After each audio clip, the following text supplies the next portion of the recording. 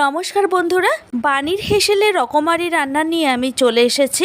আমার চ্যানেলে আপনাদের সবাইকে স্বাগত জানাই। আজকে আমি তৈরি করে দেখাবো বাঙালির অতি পরিচিত একটা রান্নার রেসিপি, তা হলো লতি চিংড়ি।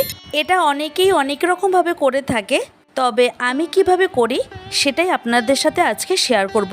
চলুন তবে রেসিপিটা শুরু করা যাক। রান্নাটি করার জন্য প্রথমেই ওভেনে আমি একটা কড়াই বসিয়ে দিয়েছি গরম হওয়ার জন্য।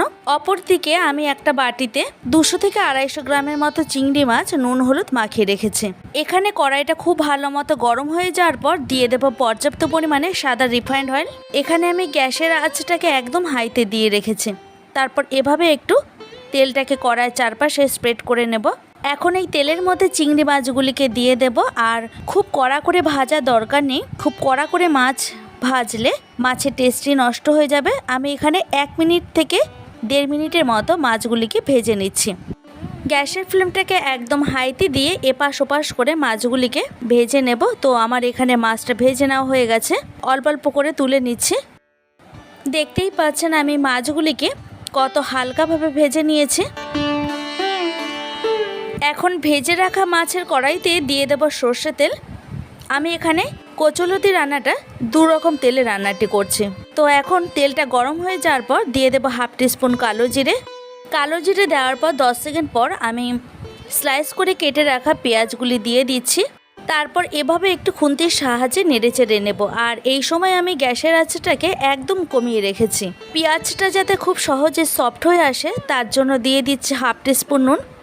তারপর এভাবে একটু ভালো করে নুনটাকে পেঁয়াজের মধ্যে মিশিয়ে নেব। এখন 3 মিনিটের জন্য লিডটা চাপা দিয়ে দেব। 3 মিনিট পর ফিরে এসে লিডটাকে সরিয়ে নিচ্ছে। দেখুন এখানে পেঁয়াজটা অনেকটাই সফট হয়ে এসছে। এখন আমি এর মধ্যে দিয়ে দেব 1 চামচ কাঁচা লঙ্কা বাটা আর দিয়ে দিচ্ছি 1 টিস্পুনের মতো আদা বাটা। এখন আদা আর কাঁচা লঙ্কাটাকে 1 থেকে 2 মিনিটের মতো ভালো করে ভেজে নিতে হবে, যাতে আদার যে কাঁচা গন্ধ সেটা চলে যায়। এখন এর মধ্যে দিয়ে দেবো একে একে বাকি মশলাগুলি, যেমন দিচ্ছি হলুদ গুঁড়ো 1 টিস্পুন, দেবো 1/2 টিস্পুন জিরের গুঁড়ো, এটা পুরোটাই অপশনাল। আর কালারের জন্য দিচ্ছি 1 teaspoon Kashmiri red chilli powder. এখন মশলাগুলিকে এভাবে একটু ভালো করে নেড়ে চেড়ে নেব, যাতে মশলা কাঁচা গন্ধটা চলে যায়। এখন দিয়ে দিচ্ছি এর মধ্যে কিছুটা মশলা বাটি ধোয়া জল। এবার জলটা দেওয়ার পর এভাবে একটু ভালো করে মিশিয়ে নিতে হবে। আমি এর মধ্যে দিয়ে দিচ্ছি কেটে ধুয়ে রাখা কচুলতি। এখানে 500 গ্রামের মতো কচুলতি আছে। এখন কচুলতিগুলি এই মশলাগুলির মধ্যে খুব ভালো করে কষিয়ে নিতে হবে। আমি এই সময় গ্যাসের ফ্লেমটাকে একদম লোতে দিয়ে রেখেছি, কারণ নিচে থেকে না হলে মশলাটা ধরে যেতে পারে। তো এভাবে একটু ভালো করে নেড়ে চেড়ে নেওয়ার পর একটা লিড চাপা দিয়ে দেব। ফিরে এলাম 5 মিনিট পর। আমি এখন লিডটাকে সরিয়ে নিয়ে একটু দেখে নিচ্ছি লতিটা কতটা সেদ্ধ হলো। তো আবার একটু ভালো করে নেড়ে চেড়ে নেওয়ার পর দিয়ে দেব একটু জল। এভাবে যদি রান্নাটি করা যায় আমার মনে হয় খেতে কিন্তু খুবই ভালো লাগবে।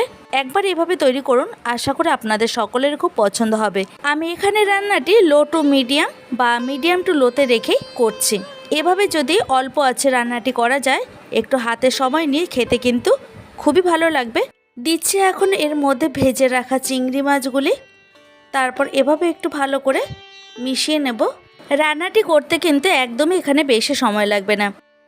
চিংড়ি মাছ দেওয়ার পর আবারও ঢেকে রেখে দেব 5 মিনিটের জন্য। 5 মিনিট পর ফিরে এসে ঢাকনাটাকে আমি সরিয়ে নিচ্ছি। তো এখানে কচুলতিটা পুরো সেদ্ধ হয়ে গেছে আর রান্নাটা প্রায় কমপ্লিট। এখন ঝোলটা একটু ভালো করে টানিয়ে নেব।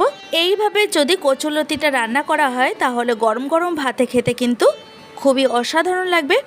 এখন আমি একটা সার্ভিং প্লেটে সার্ভ করে দেখাচ্ছি। দেখুন কতটা সুন্দর লাগছে।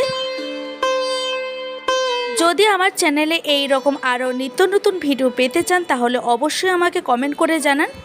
আপনাদের একটা লাইক আর একটা কমেন্ট আমাকে আরও এগিয়ে নিয়ে যেতে সাহায্য করবে। দেখা হবে অন্য কোনো ভিডিওতে। ধন্যবাদ।